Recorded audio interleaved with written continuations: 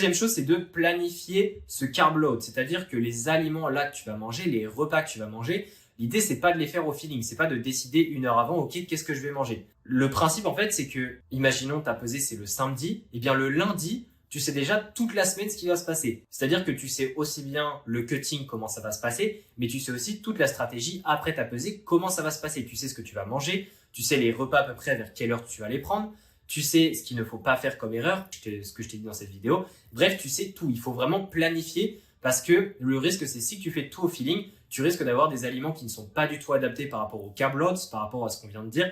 Et donc, ça va impacter le côté efficace de cette stratégie. Et troisième chose, eh bien, c'est si possible de tester ces stratégies avant la compétition. Notamment, si tu veux préparer certains repas, etc., eh bien, c'est de s'assurer en fait que ça ne va pas t'amener à des problèmes de digestion, des problèmes de tolérance, au fait que tu te sentes vraiment lourd après avoir mangé ces aliments-là, que tu les digères assez lentement. Bref, l'idée, c'est que si tu as l'opportunité de tester ça 2-3 semaines avant ta compétition, de tester un peu les repas que tu vas manger et autres, eh bien, c'est cool parce que comme ça, au moins, tu es assuré dans ta tête que ça devrait vraiment bien se passer. Et ça, c'est toujours un gros point en plus pour une bonne stratégie globale.